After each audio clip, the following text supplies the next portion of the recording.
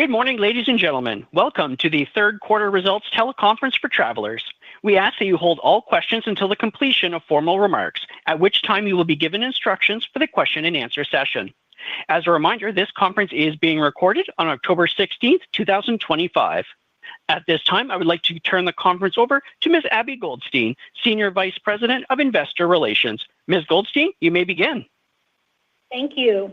Good morning and welcome to Travelers' discussion of our third quarter 2025 results. We released our press release, financial supplement, and webcast presentation earlier this morning. All of these materials can be found on our website at travelers.com under the Investors section. Speaking today will be Alan Schnitzer, Chairman and CEO, Dan Frey, CFO, and our three segment presidents, Greg Kozlowski of Business Insurance, Jeff Klank of Bond and Specialty Insurance, and Michael Klein of Personal Insurance. They will discuss the financial results of our business and the current market environment. They will refer to the webcast presentation as they go through prepared remarks, and then we will take questions. Before I turn the call over to Alan, I'd like to draw your attention to the explanatory note included at the end of the webcast presentation. Our presentation today includes forward-looking statements. The company cautions investors that any forward-looking statement involves risks and uncertainties and is not a guarantee of future performance. Actual results may differ materially from those expressed or implied in the forward-looking statements due to a variety of factors. These factors described under forward-looking statements in our earnings press release and in our most recent 10-Q and 10-K filed with the SEC. We do not undertake any obligation to update forward-looking statements. Also, in our remarks or responses to questions, we may mention some non-GAAP financial measures. Reconciliations are included in our recent earnings press release, financial supplement, and other materials available in the Investors section on our website. And now I'd like to turn the call over to Alan Schnitzer. Thank you, Abby. Good morning, everyone, and thank you for joining us today. We are pleased to report excellent third quarter results. We earned core income of $1.9 billion, or $8.14 per diluted share. Core return on equity for the quarter was 22.6%, bringing our core return on equity for the trailing 12 months to 18.7%. Very strong underwriting results and higher investment income drove the bottom line. Underwriting income of $1.4 billion pre-tax more than doubled compared to the prior year quarter, benefiting from both a lower level of catastrophe losses and higher underlying underwriting income. The underlying result was driven by higher net earned premiums and an underlying combined ratio that improved 1.7 points to an exceptional 83.9%. Underwriting income was higher in all three segments. Our high-quality investment portfolio also continued to perform well, generating after-tax net investment income of $850 million for the quarter, up 15%, driven by strong and reliable returns from our growing fixed income portfolio. Our underwriting and investment results, together with our strong balance sheet, enabled us to return almost $900 million of capital to shareholders during the quarter, including $628 million of share repurchases. At the same time, we continued to make strategic investments in our business. Even after this deployment of capital, adjusted book value per share was up 15% compared to a year ago. With strong results over the past year and a particularly light cat quarter, we have a higher than usual level of excess capital and liquidity. Consequently, we anticipate a higher level of share repurchases over the next couple of quarters. Dan will have more to say about that in a minute. Turning to the top line, we grew net written premiums to $11.5 billion in the quarter. In business insurance, we grew net written premiums by 3% to $5.7 billion, led by 4% growth in our domestic business. Excluding the property line, we grew domestic net written premiums in the segment by more than 6%. The declining premium volume in property continues to be a large account dynamic. In fact, we grew property in both middle market and small commercial. We've seen this dynamic in the large property market before, and we won't compromise our underwriting discipline. Over time, particularly as catastrophic events inevitably unfold, the value of that discipline and the cost to those who abandon it will become unmistakable. Renewal premium and change in business insurance was 7.1%, driven by continued historically high RPC in our middle market and select businesses. Excluding the property line, renewal premium change in the segment was a very strong 9%, and renewal rate change was a very strong 6.7%. Greg will share additional detail by line. Retention in the segment was 85%. Given the high quality of the book, we were very pleased with that result. In bond and specialty insurance, we grew net written premiums to $1.1 billion, with higher renewal premium change and continued strong retention of 87% in our high-quality management liability business. Net written premiums in our market-leading surety business remained strong. In personal insurance, net written premiums were $4.7 billion, with strong renewal premium change in our homeowners business. You'll hear more shortly from Greg, Jeff, and Michael about our segment results. As we head toward the end of the year, our planning for 2026 is well underway. As always, that process involves assessing the environment ahead. There are uncertainties out there: economic, political, geopolitical, not to mention the loss environment.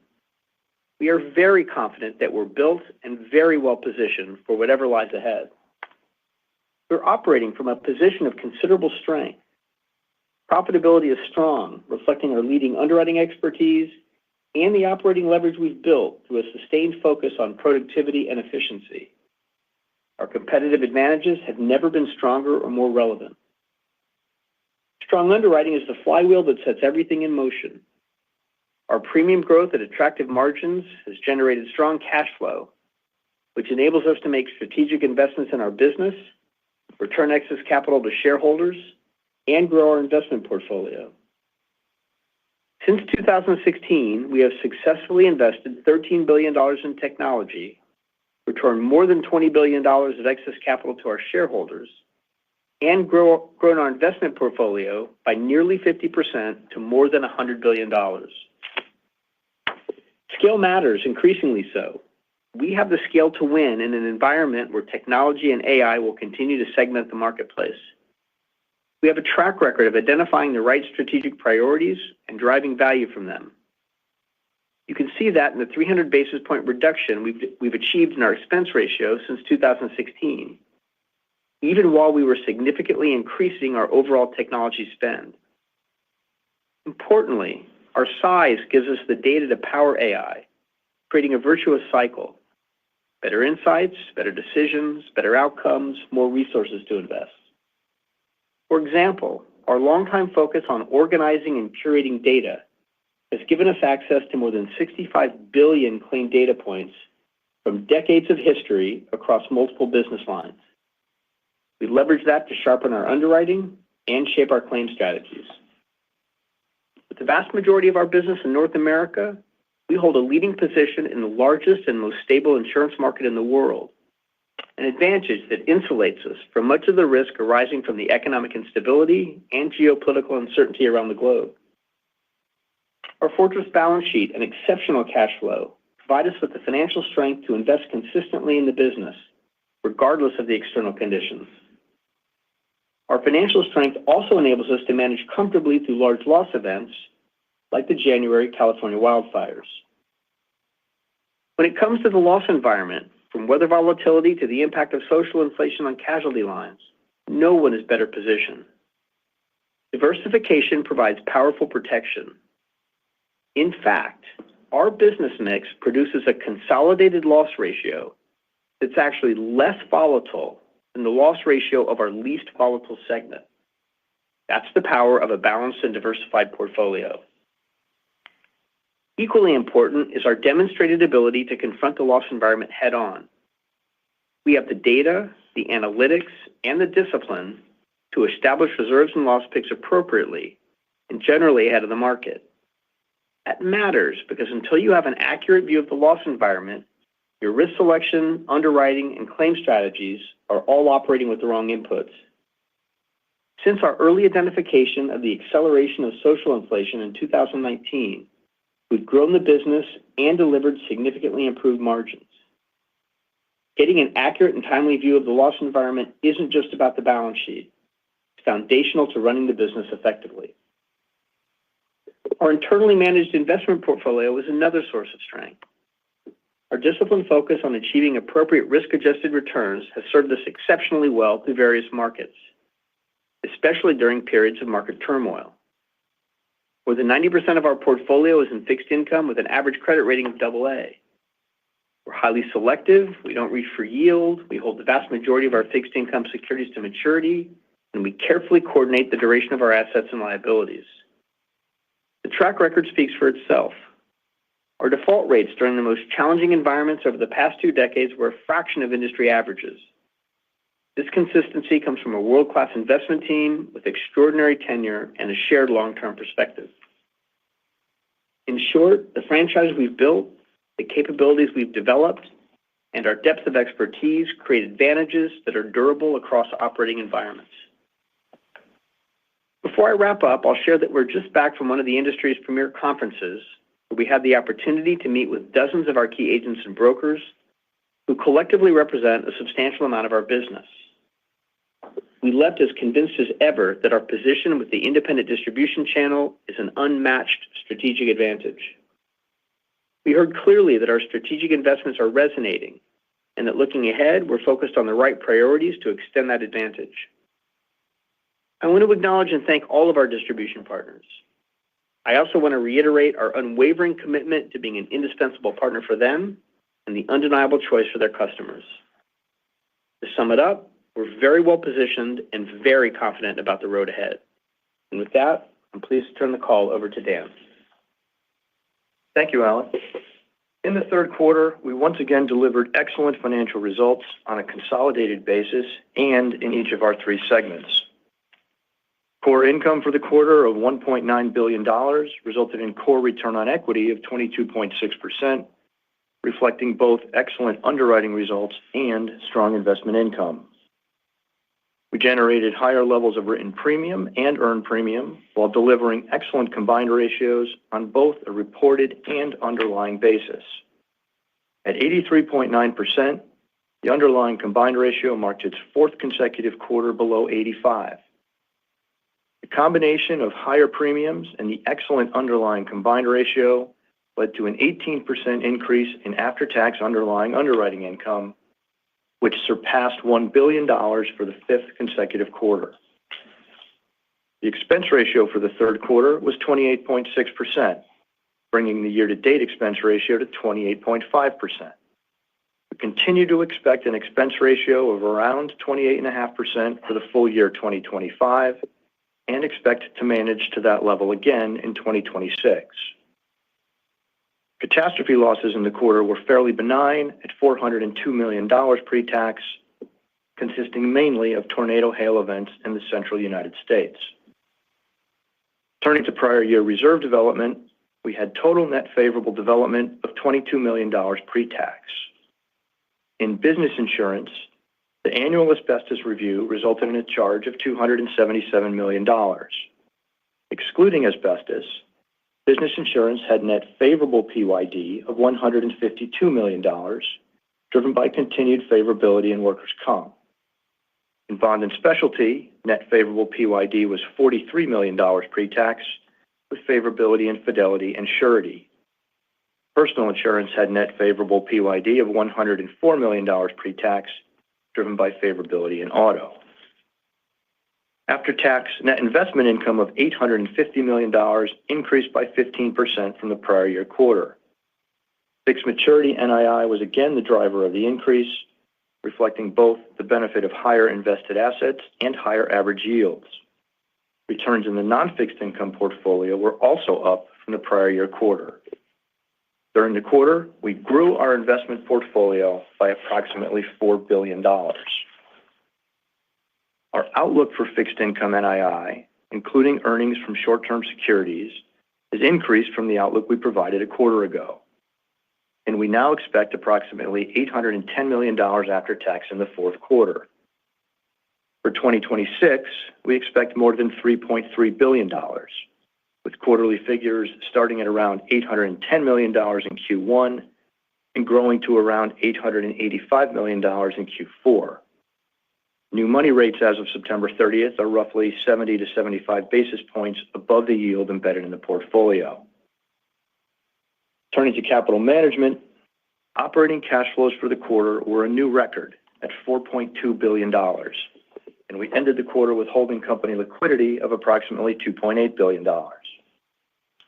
Interest rates decreased during the quarter, and as a result, our net unrealized investment loss decreased from $3 billion after tax at June 30th to $2 billion after tax at September 30th. Adjusted book value per share, which excludes net unrealized investment gains and losses, was $150.55 at quarter end, up 8% from year end and up 15% from a year ago. Also of note for Q3, we issued $1.25 billion of debt back in July, with $500 million of 10-year notes and $750 million of 30-year notes. This was simply ordinary course capital management, maintaining a debt-to-capital ratio in our target range as we continue to grow the business. Sticking with the theme of capital management, we returned $878 million of our capital to shareholders this quarter, comprising share repurchases of $628 million and dividends of $250 million. As Alan shared, our very strong earnings over the past year have provided us with an elevated level of capital and liquidity well in excess of what we had planned to use for investment and to support continued growth. As a result, we expect to increase the level of share repurchases in the fourth quarter to roughly $1.3 billion. Also keep in mind that we previously shared our plan to deploy about $700 million from the sale of our Canadian operations, expected to close in early 2026, for additional share repurchases as well. So if we look across the three-quarter period from Q3 2025 through Q1 2026, our repurchases in Q3, combined with our current outlook for the next two quarters, has us repurchasing a total of somewhere around $3.5 billion worth of our stock. Using the average share price over the past 30 days for purchases during the next two quarters, that would result in a reduction of our outstanding share count of about 5% in the 9-month period. Of course, the actual amount and timing of repurchases will depend on a number of factors, including the timing of the closing of the transaction in Canada, actual quarterly earnings, and other factors we disclose in our SEC filings. Recapping our results, Q3 was another quarter of excellent underwriting profitability on both an underlying and as reported basis, and another quarter of rising net investment income. These strong fundamentals delivered core return on equity of 22.6% for the quarter and 18.7% on a trailing 12-month basis, and position us very well to continue delivering strong results in the future. And now for a discussion of results in business insurance, I'll turn the call over to Greg. Thanks, Dan. Business insurance had a very strong quarter, delivering a record third quarter segment income of $907 million and an all-in combined ratio of 92.9%. The quarter reflected relatively benign catastrophes and the continued strong contribution from our exceptional underlying underwriting results. This quarter's underlying combined ratio of 88.3% marked the 12th consecutive quarter where we've produced an underlying combined ratio below 90%. We're pleased that our ongoing strategic investments have contributed to this sustained level of profitability. In particular, through meaningful advancements in data and analytics, we continue to advance our underwriting tools. One specific highlight is the development and utilization of sophisticated models that derive risk characteristics, refine technical pricing, and summarize historical and modeled loss experience, all of which is provided to our underwriters at the point of sale. Moving to the top line, our net written premiums increased to an all-time third quarter high of $5.7 billion. We grew our leading middle market and select businesses by 7% and 4%, respectively. These two markets make up 70% of the net written premiums in business insurance. We saw a decline in net written premiums in national property and other, which, as you heard from Alan, reflects our disciplined execution in terms of risk selection, pricing, and terms and conditions. As for production across the segment, pricing remained attractive with renewal premium change just over 7%. Renewal premium change remains strong in select and middle market. From a line of business perspective, renewal premium change was positive in all lines, double digits in umbrella, CMP, and auto, and up from the second quarter or stable in all lines other than property. As you heard from Alan, excluding the property line, renewal premium change in the segment was 9%. Retention remained excellent at 85%, and new business of $673 million was about flat to a very strong prior year level. We're very pleased with these production results, and particularly our field's execution of our proven segmentation strategy. Across the book, pricing and retention results this quarter reflect excellent execution, aligning price, terms and conditions with environmental trends for each line. As for the individual businesses, in select, renewal premium change of 10.8% was about flat with the second quarter. Retention ticked up as expected as we near completion of our targeted CMP risk return optimization efforts. And lastly, for select, we generated new business of $134 million, up 3% over the prior year. As we've mentioned previously, we've made meaningful strategic investments in this market in both product and user experience. Our new BOP and auto products have been well received in the market, and we're pleased that the industry-leading segmentation contained in both products is contributing to profitable growth. We're also very pleased with the success of Travis, our digital experience platform for our distribution partners. As we continue our strategic rollout, Travis is already producing over 1 million transactions annually. In our core middle market business, renewal premium change of 8.3% was also about flat sequentially from the second quarter.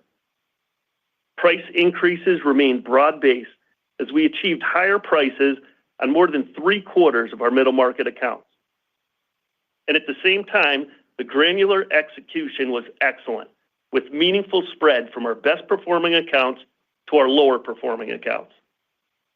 We're pleased that retention of 88% remained exceptional given the level of price increases we achieved. And finally, new business of $391 million was our highest ever third quarter result and up 7% over the prior year. We're pleased with the new business risk selection and strength of pricing, and overall with the combination of strong returns and customer growth in middle market. On a strategic note for middle market, we continue to enhance our industry-leading underwriting workstation with models that assess new business opportunities for risk characteristics with a propensity to produce the highest level of lifetime profitability.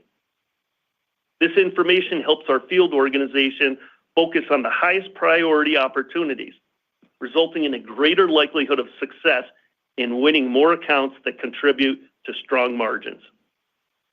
To sum up, business insurance had another terrific quarter. We're pleased with our execution in driving strong financial and production results while continuing to invest in the business for long-term profitable growth. With that, I'll turn the call over to Jeff. Thanks, Greg. Bond and Specialty delivered very strong third quarter results. We generated segment income of $250 million and an outstanding combined ratio of 81.6%, nearly a point better than the prior year quarter. The strong underlying combined ratio of 85.8% drove very attractive returns in the segment. Turning to the top line, we grew net written premiums in the quarter to $1.1 billion. In our high-quality domestic management liability business, renewal premium change improved to 3.7%, while retention remained strong at 87%. These results reflect our intentional and segmented initiatives to improve pricing in certain lines, with a focus on employment practices liability, cyber, and public company D&O. We're pleased with the strong underlying pricing segmentation achieved by our outstanding field organization on both renewal and new business, enabled by our advanced analytics and sophisticated pricing models. New business was lower than the third quarter of 2024, as we expected, as Corvus production was reflected as new business in the prior year quarter and is now mostly reflected as renewal premium. Comparisons to prior year new business levels will be similarly impacted for the remainder of the year. Outside of the Corvus impact, we're pleased with early returns on multiple tech and operational investments we've made to drive account growth. For example, in our private and nonprofit business, we're leveraging predictive analytics and AI to enhance our customer segmentation and sales effectiveness. We're pleased that these initiatives drove a 40% increase in new lines of business sold to existing customers as compared to the prior year quarter. Turning to our market-leading surety business, where production can be lumpy based on the timing of bonded construction projects, net written premiums remain strong relative to the record high quarter in the prior year. This reflects our customers' continued confidence in our industry-leading surety expertise and value-added service offerings, as well as benefits from digital investments we've made to enhance distribution experiences in our small commercial surety business. So we're pleased to have once again delivered strong results this quarter, driven by our continued underwriting and risk management diligence, excellent execution by our field organization, and the benefits of our market-leading competitive advantages. And with that, I'll turn the call over to Michael. Thanks, Jeff, and good morning, everyone. In personal insurance, we delivered third quarter segment income of $807 million, an excellent result that reflects the continued impact of our disciplined approach to selecting, pricing, and managing risk. The combined ratio of 81.3% improved 11 points relative to the prior year quarter, driven primarily by lower catastrophe losses and a lower underlying combined ratio. The underlying combined ratio of 77.7% was 5 points better compared to the prior year quarter, driven by continued improvement in both homeowners and other and auto. Net written premiums of $4.7 billion in the third quarter reflect our continued focus on improving profitability in homeowners while seeking growth in auto as we execute our strategy to deliver appropriate risk-adjusted returns across the portfolio. The ceded premium impact of the enhanced personal insurance excess of loss reinsurance program we announced last quarter reduced net written premium growth in the quarter by 1 point, as the full year's worth of ceded premium was booked in the third quarter.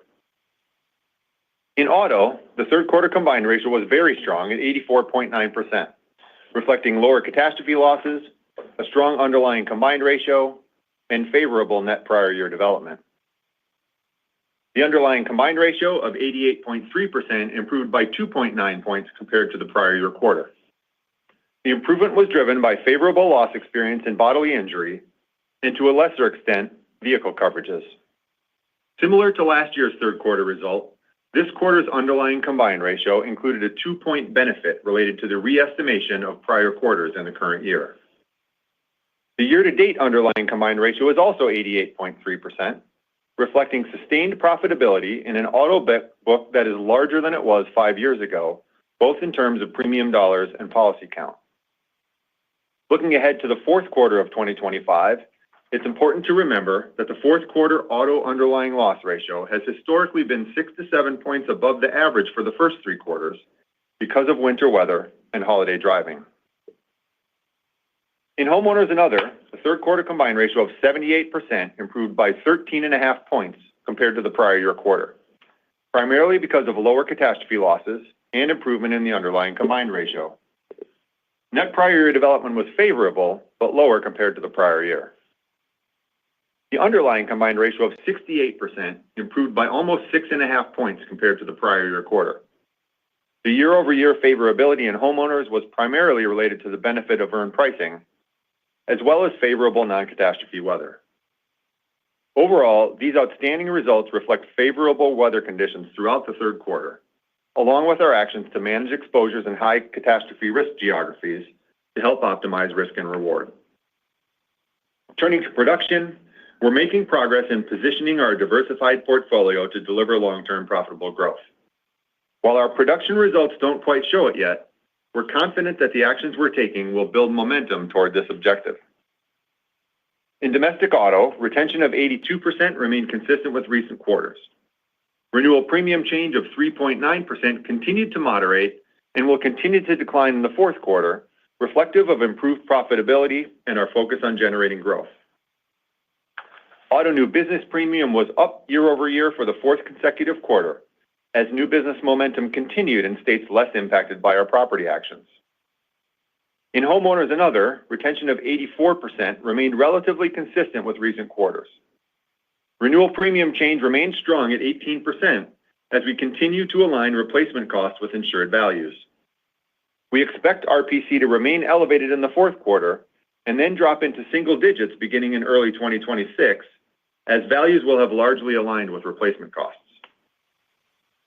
We continued to execute actions to reduce exposure and manage volatility in high-risk catastrophe geographies in the quarter, causing further declines in property new business premium and policies in force.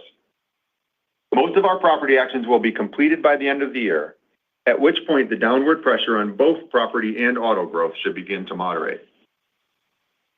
As we conclude this year and head into 2026, we're focused on building momentum toward generating profitable growth.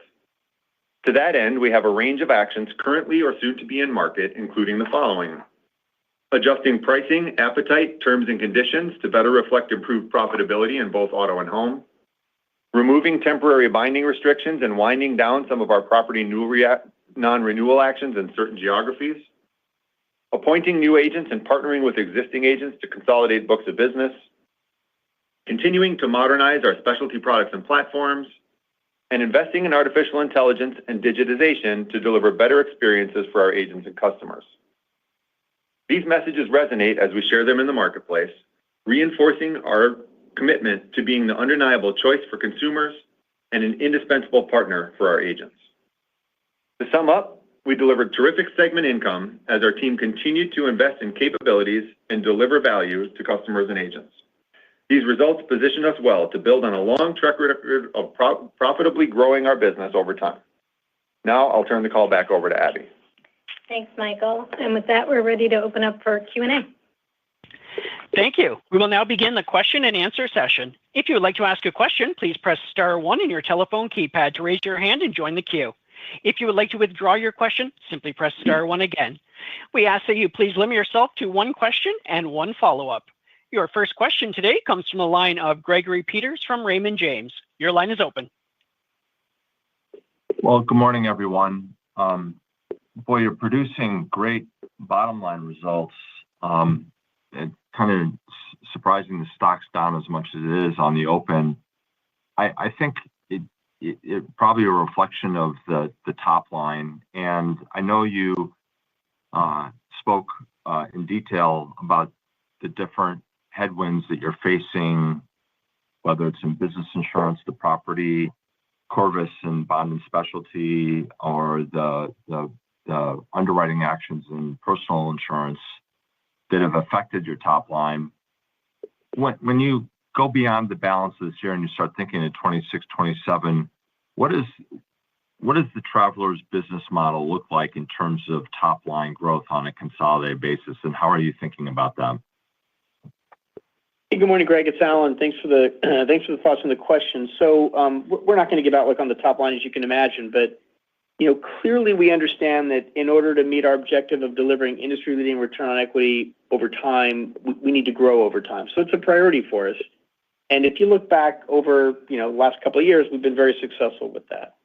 As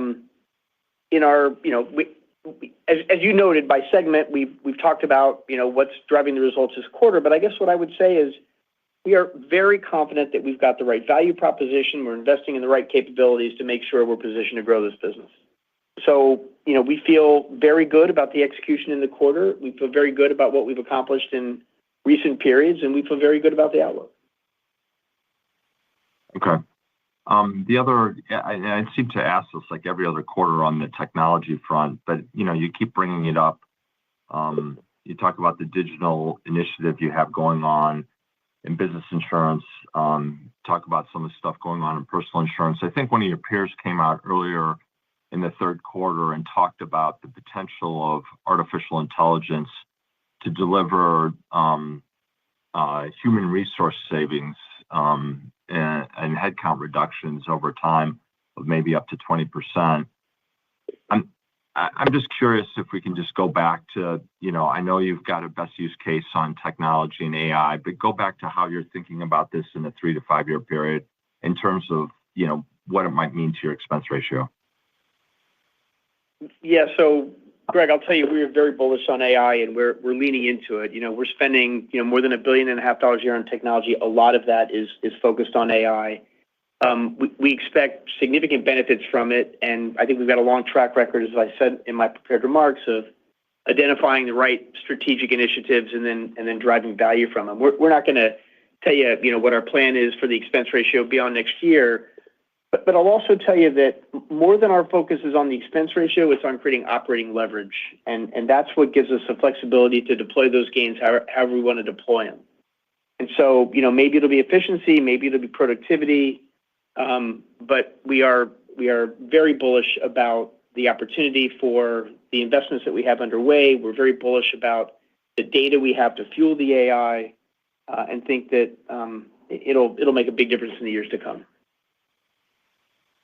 Got it. Thanks for the answers. Thank you. Your next question comes from the line of David Motemaden from Evercore. Your line is open.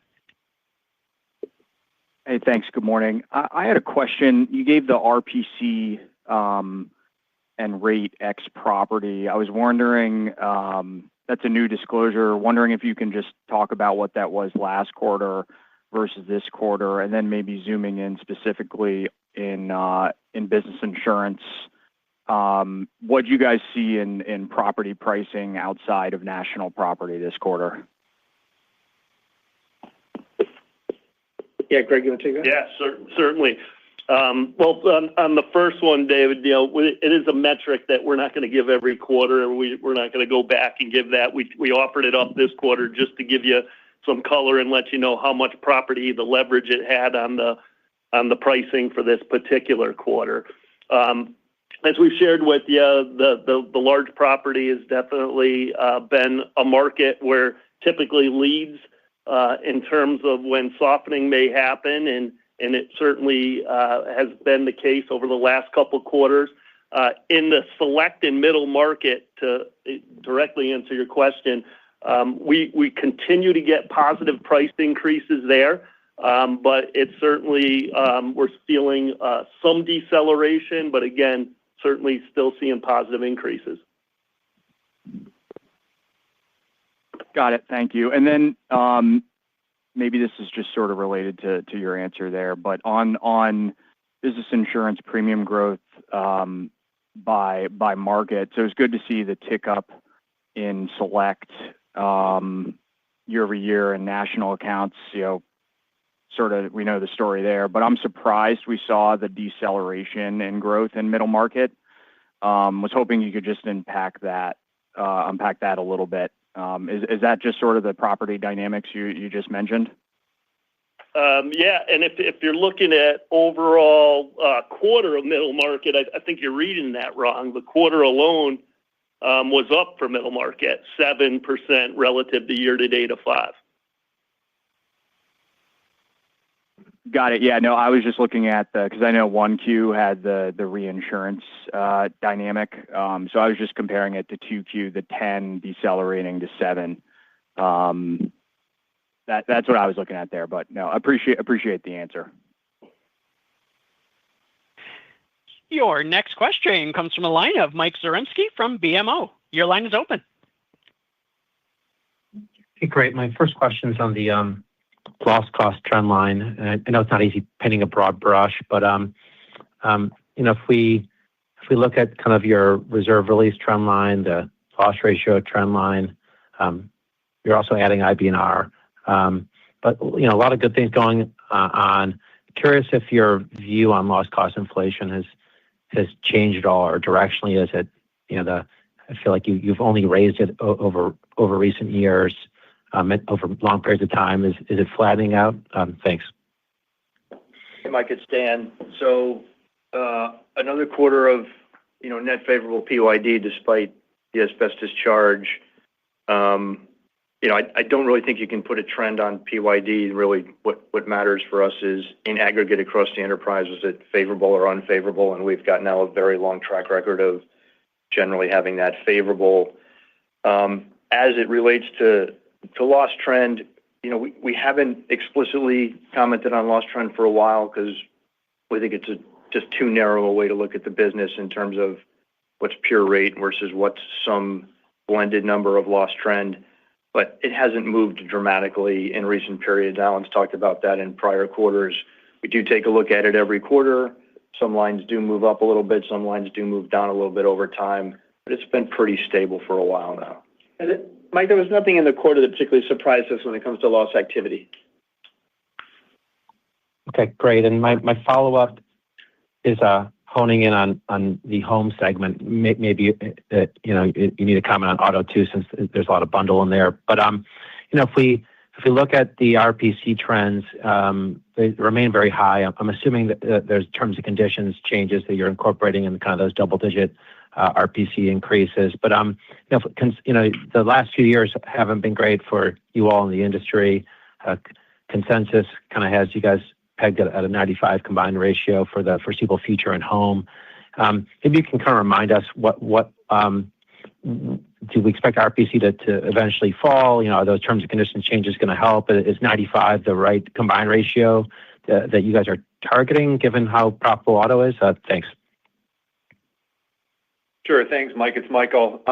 So just to unpack the RPC part of your question for starters, as I mentioned in my prepared remarks, RPC remains elevated. Again, it's rate and exposure, right? So RPC remains elevated largely because we're raising insured limits to keep up with rising replacement costs. And my point about RPC dropping to single digits in 2026 is we'll have largely caught up in getting replacement costs in line with insured values. And so the change in RPC as we head into 2026 will really be the premium impact from increasing coverage A, the dwelling limits on property, coming back to more normal levels. Yes, baked into RPC is also a reflection of a number of the other actions we're taking on the book. I think increasing deductibles, particularly across the Midwest. Think different strategies around targeted limits on how big a coverage A we're going to write in some hail-prone geographies. Other things like that are all rolled into that figure. And again, I think it's just reflective of the actions that we're taking to improve the profitability of that book. As respects to target combined ratio, we're not going to really disclose the target combined ratio by line. We are certainly encouraged by the progress we've made, particularly in improving the underlying combined ratio in property. It's down period to period, quarter over quarter for something like the last 10 or 11 quarters in a row. So it's demonstrative of the progress that we're making there. And again, continue to be pleased with our progress there. Thank you. Your next question comes from the line of Meyer Shields from KBW. Your line is open. Great, thanks. Good morning. I don't know if this is a question for Alan or Greg, but is there a way of disentangling how much of the property premium decline in BI is from non-renewed business as opposed to accepting lower rates because you're still at adequacy? Yeah, Meyer, I don't think we're going to unpack that. Certainly not right here, right now. I don't think we're going to get into that level of detail. And honestly, we don't have that level of data at our fingertips right now. Okay, fair enough. Also, let's talk a little bit. Michael talked about, I guess, book rolls in personal lines. Does that involve any changes to agency commissions, or what other tools are you using to encourage that? Sure, Meyer, thanks for the question. Yeah, so typically, and again, book rolls, consolidations in the personal line space are pretty much standard operating procedure. We had stepped away from them. The reason I mentioned it is because we had stepped away from them as we were working to improve profitability. And I think it's an important point to recognize that we're back actively engaged in the marketplace in those conversations with agents. looking for situations where their book of business may be disrupted for one reason or another. It is fairly typical in a book consolidation scenario to offer enhanced commission on that book roll for the first term as that business comes over. Okay, excellent. Thanks so much. Your next question comes from a line of Tracy Benguigui from Wolfe Research. Your line is open. Good morning. My first question is for Mike. I'm curious what you're seeing that's driving favorable loss experience in bodily injury and to a lesser extent vehicle coverages. Sure, Tracy. Thanks for the question. I mean, it really is a combination of favorable frequency in both bodily injury and physical damage losses, as well as continued moderation in severity, again, really across coverages. Got it. And a follow-up on Dan's comment about elevated level of capital liquidity driven by your earnings that's well in excess of your investment needed to support growth. As you know, capital is a big focus for me, and I've really not seen so much excess capital for the entire sector. So is it fair to assume that your excess capital position surpasses the buyback targets you shared? And could we expect concurrent deployment of capital on the technology side and or M&A? Yeah, Tracy, it's Dan. So I think I understand the question. So I guess I'd start by saying, look, there's no change at all to what has been now our long-standing capital management philosophy, which is we've got a business that's generating terrific margins. We generate a lot of capital. We generate more than we need just to support the growth of the business. First objective for that excess capital is going to be to find a way to deploy it and generate a return. And so we'll make all the technology investments that we think we can and should make. Always be open to M&A, open to any opportunity to generate returns on an excess capital. Once we've exhausted all those opportunities, then it's not our capital, it's the shareholders, and we're going to give it back through dividends and buybacks. Got it. Thank you. Your next question comes from a line of Robert Cox from Goldman Sachs. Your line is open. Hey, thanks. Good morning. Yeah, I just wanted to go back to the removal of the growth restrictions. It looks like, a couple parts of the business, CMP within Select and then also in homeowners. Can you give us a sense of, how much business is being unlocked for growth here and if easing those restrictions can result in, a noticeable uplift in growth? Yeah, Robert, this is Greg. I'll start off and then Michael can talk about the PI. We've been talking about the Select mix optimization for some time now, and as we begin to finalize some of those actions, you saw a slight tick up in our retention. We're not really going to quantify what that means for overall growth, but that was the reason that we pointed out the slight tick up in retention. Yeah, and Robert, Michael, following up here on the personal line side, I think the important point to note in terms of the impact on growth in personal insurance as we relax those property restrictions is our goal is to leverage that property capacity to write package business. And so if you, my suggestion, if you want to sort of dimensionalize it, is just look back historically at retention and new business levels in property and in auto. You can see that retention remains depressed right now, given the actions we're taking. Again, the property actions depress retention in both lines. And you can see, particularly in property, the new business levels are pretty significantly depressed relative to what they've run historically. And so those levers, I think, would give you a way to kind of dimensionalize it. Okay, great. Thanks for the color there. And then I just wanted to follow up on the business insurance underlying loss ratio. When you think about the margin improvements during this year, are we seeing improved picks in casualty at all, or is the improvement year to date largely been a shift lower in some of the shorter tail exposures? Hey, Rob, it's Dan. I think if you look at the improvement in you're talking about business insurance specifically, right? Yep, Yes, that's I think the single biggest factor we'd say in terms of that sort of 50 basis point improvement on a year-to-date basis has been the continued benefit of earned price. So in the casualty lines especially, and we've talked about this a couple times, we're continuing to include some provision for a level of uncertainty in those lines that we think is going to serve us well in the long term, as opposed to taking those picks down, the improvement in the loss ratio. You have other things that impact every quarter too. Mix will change a little bit, but headline number, the main driver of the improvement year over year has been the continued benefit of earned price. Thank you. Your next question comes from a line of Elyse Greenspan from Wells Fargo. Your line is open. Hi, good morning. I guess I want to, stick there with business insurance. So if we look, I guess, just specifically at the underlying loss ratio that was stable year over year in the Q3. So I'm not sure, if there were certain pushes and pulls that you want to point out specific to the third quarter, or if maybe this quarter rate, earned rate, got close to trend, and that's kind of what we're seeing in the numbers.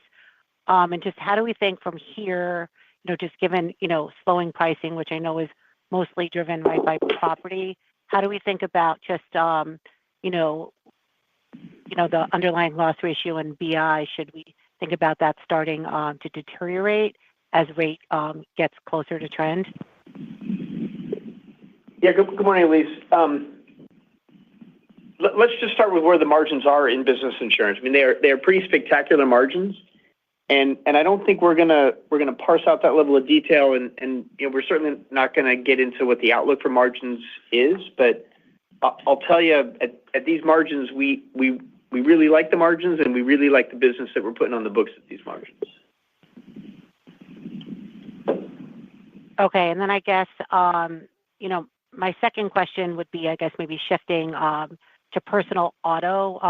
Did you guys see any impact of tariffs at all in the quarter? Whether it was September relative to July and August, and how are you guys currently thinking about a potential impact of tariffs on the margins in that business?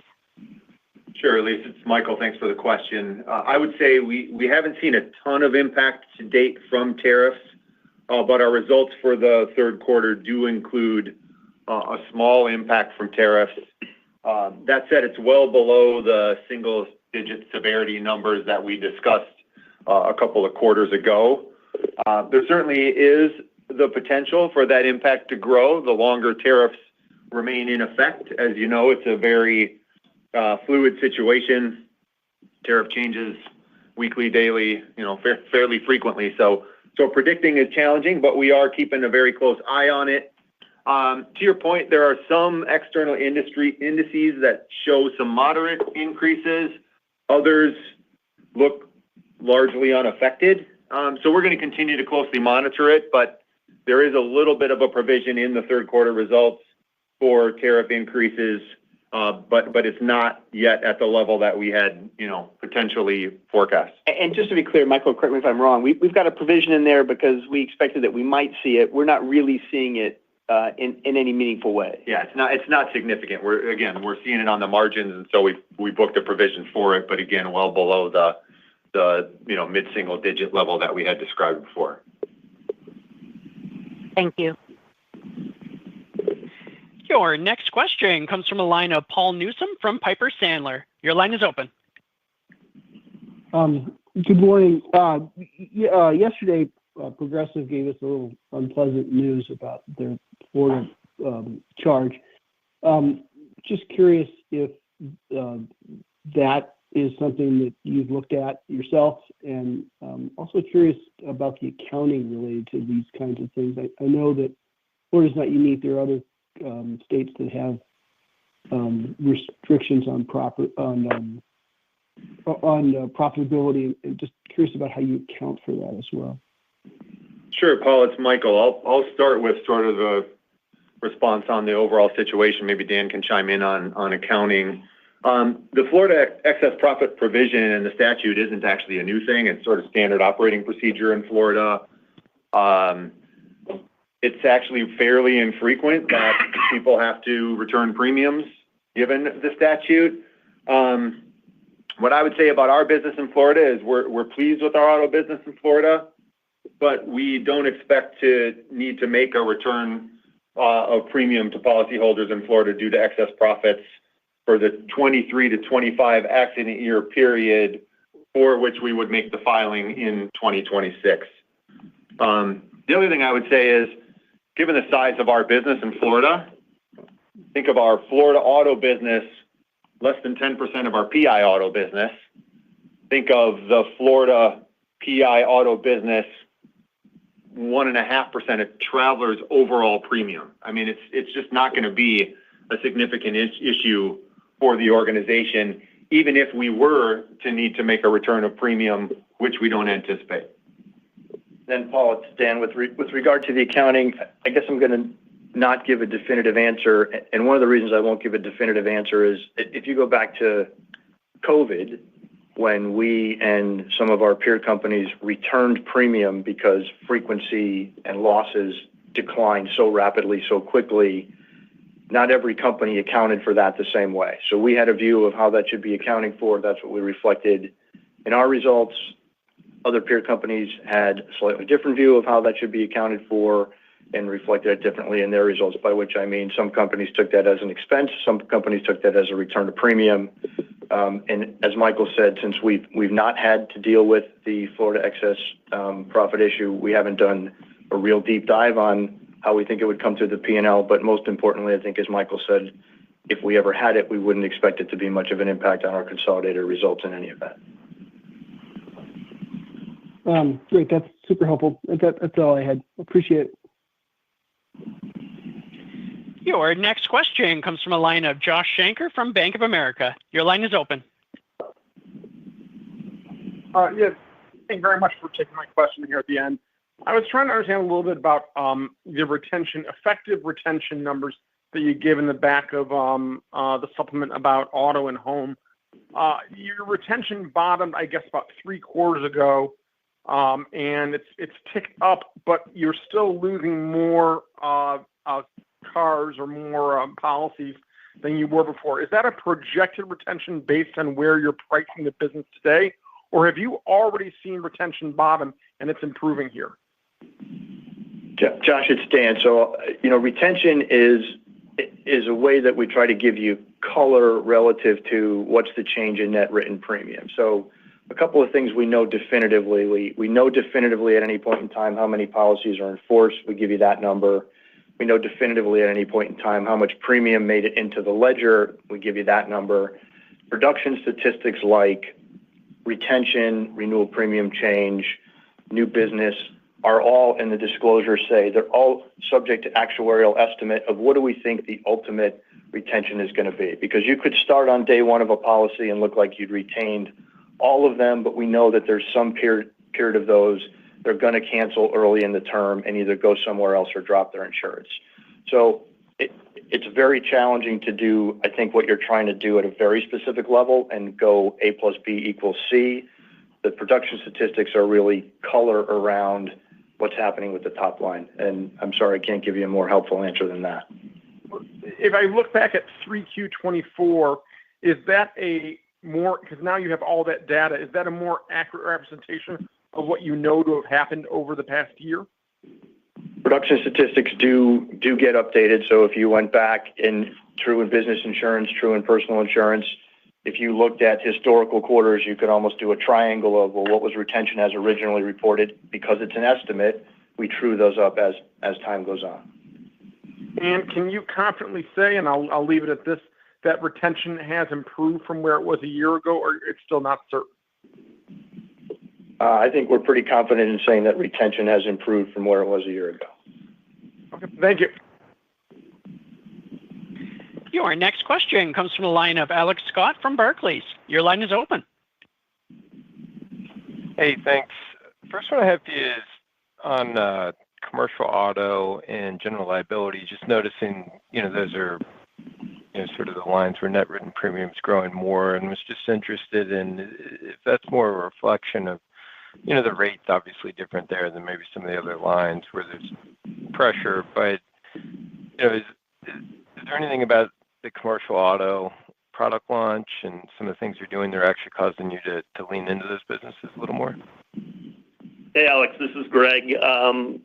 Just to get the second part of your question, we did roll out a new automobile product across all business insurance. That includes select and middle market, and that would roll up into the aggregate commercial auto numbers. So we do think that that's our most sophisticated product in auto that we brought into the marketplace. So that helps us from a segmentation point of view. But we've been very thoughtful around our growth in commercial auto. The thrust of what you're seeing there in the premium deltas really is based on renewal premium change. And that's why I gave you some of that color in my prepared comments at a product line level.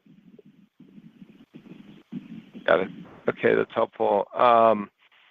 And over in personal lines, I mean, the appetite you've been pretty clear on, and that should help on the growth front. Is there anything from just a marketing spend kind of standpoint and thinking through the expense ratio that we should be aware of as you think through ramping up growth? Sure, Alex. It's Michael. I would say that on the margins, we have increased our marketing spend in personal insurance, largely in support of our direct-to-consumer business. But it's a very different ballgame for us than, marketing spend other places. Our direct-to-consumer business is less than 10% of our overall business. So we are on the margin increasing marketing spend there to drive more growth, but it doesn't have a dramatic impact on the overall financial results of the business. Got it. Thank you.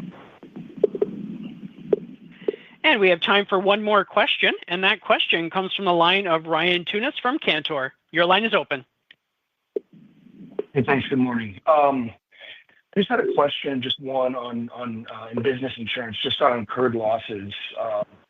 But I get that, like in national property, we don't trend losses like we do, or property for that matter. We don't trend losses like we do with other stuff, but there certainly are still attritional losses on that line. I guess I'm just curious if those attritional losses have run better or worse or in line with your expectations so far this year. Thanks. Hey, Ryan, it's Dan. I think, the quarterly results are really strong. The weather was generally leaning towards favorable, including in business insurance. If you're wondering about whether, it's so significant that we would say, this isn't really a clean jump-off point for business insurance and you'd make some big adjustment, we would say no, sort of inside of the normal realm of variability from quarter to quarter, but leaning towards the favorable.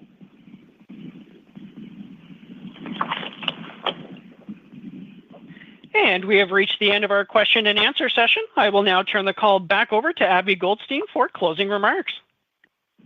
Thanks, everyone, for joining us today. And as always, please follow up with Investor Relations if you have any other questions. Have a good day. This concludes today's conference call. Thank you for your participation. You may now disconnect.